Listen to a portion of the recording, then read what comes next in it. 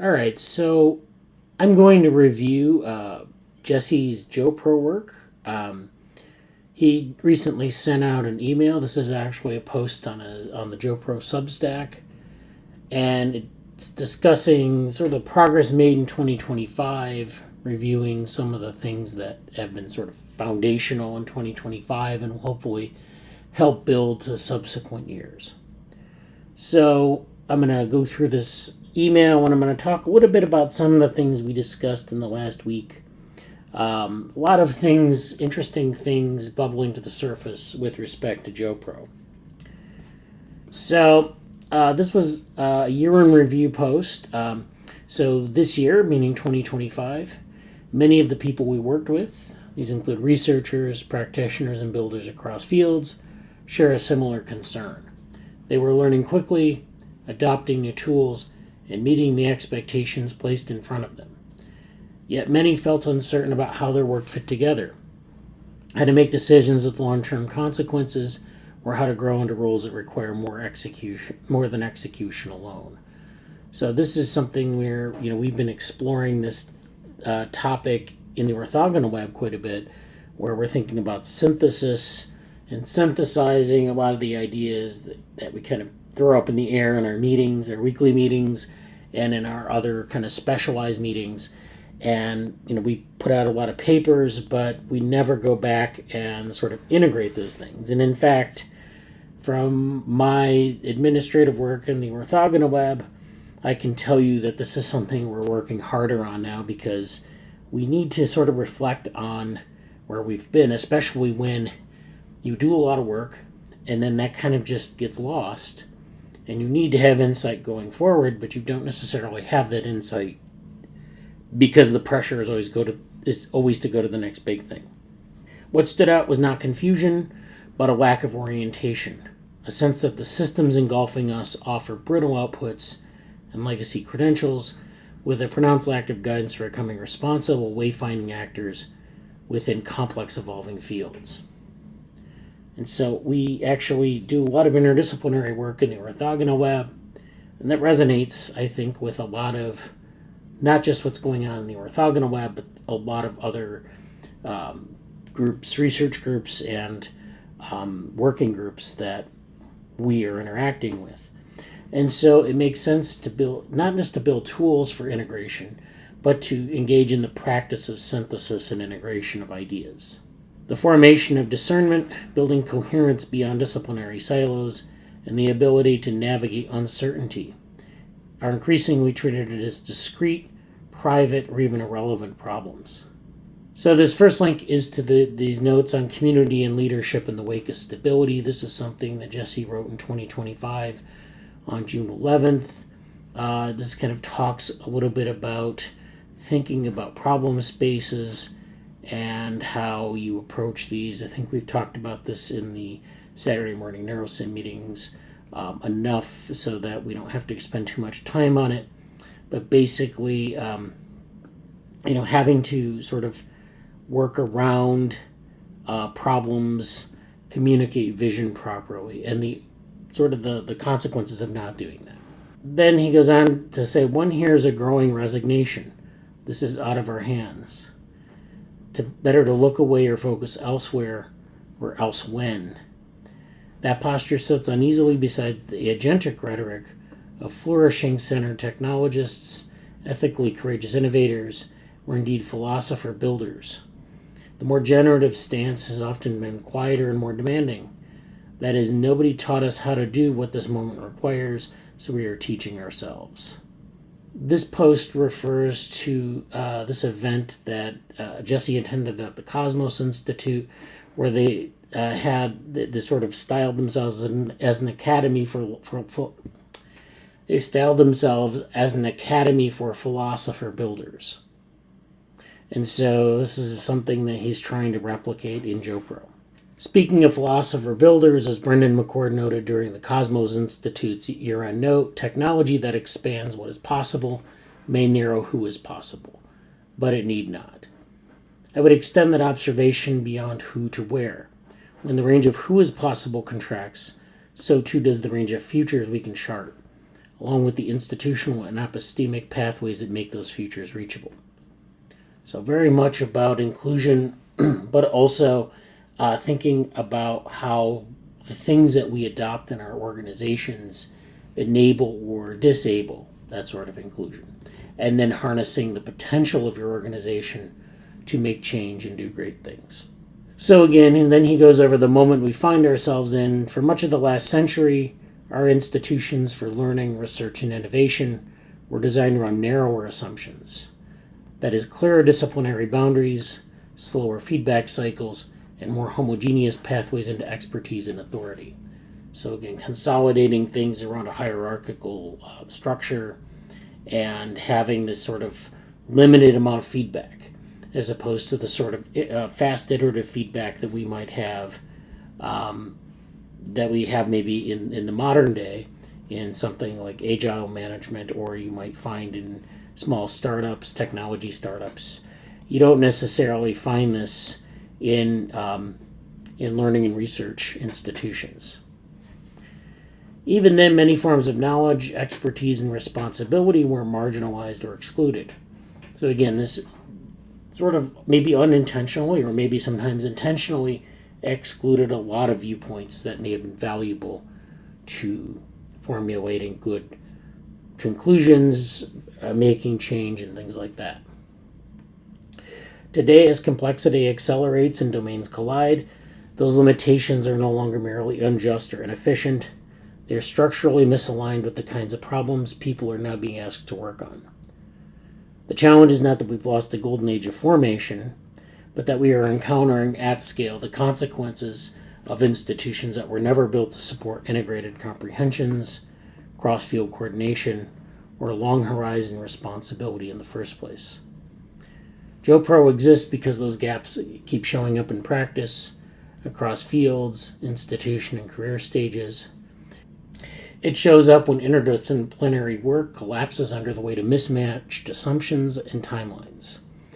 And it shows up when conversations about ethics or responsibility are detached from the lived realities of learning, leadership, and decision-making.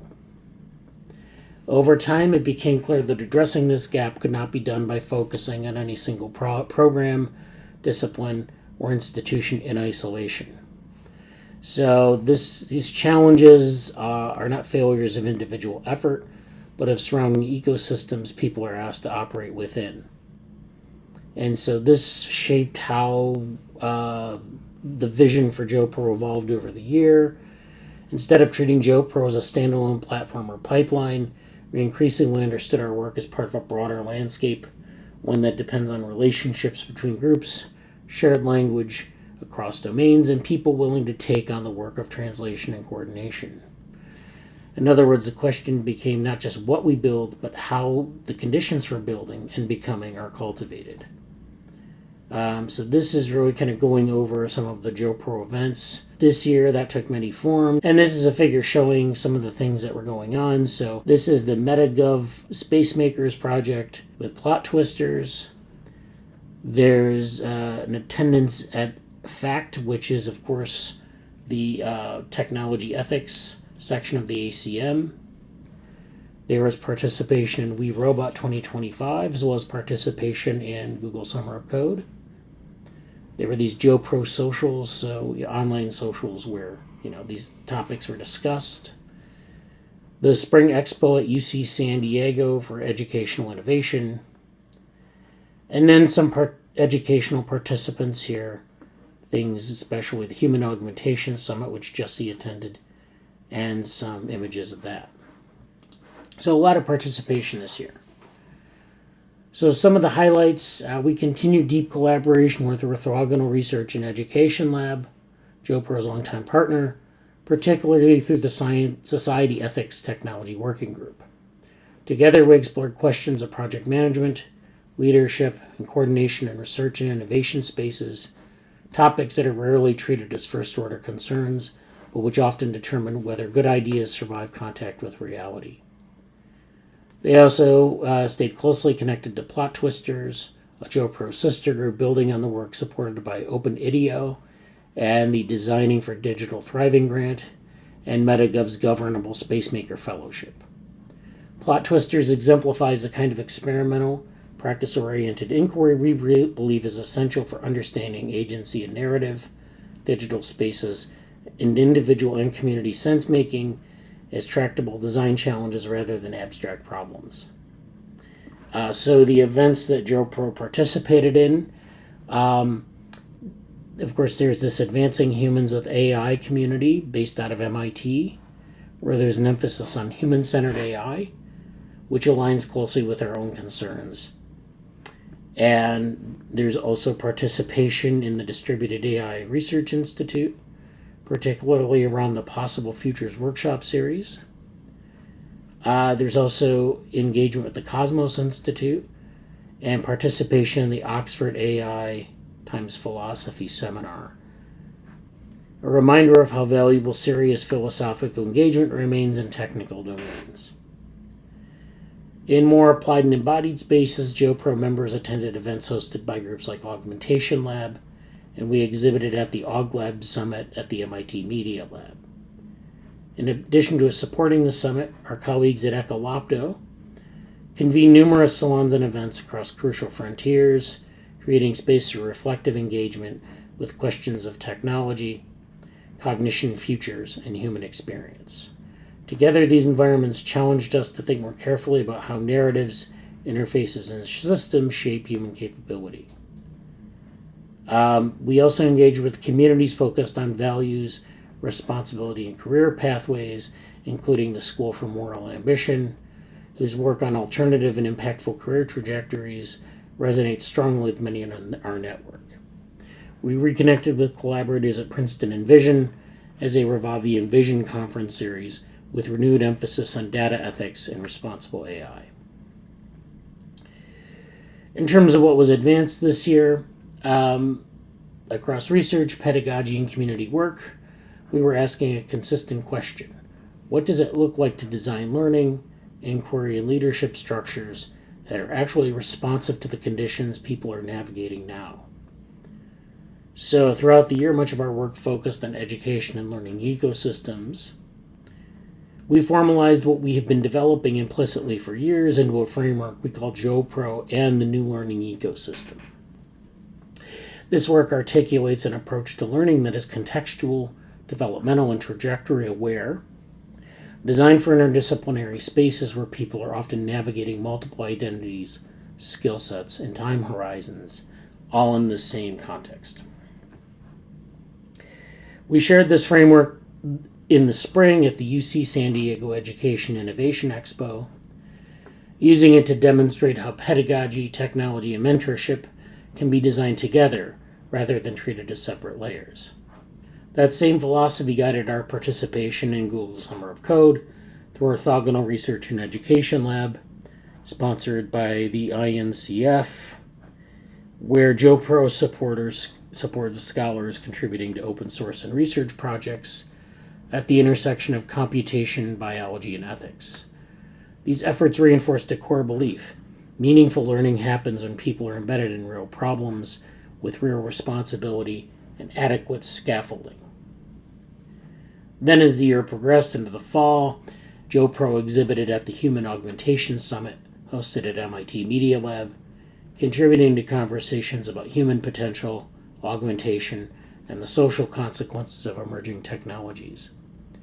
Members of our community also engaged with global research communities through conferences like ACM Conference on Fairness, Accountability, Transparency, and that's the FACT section of the ACM.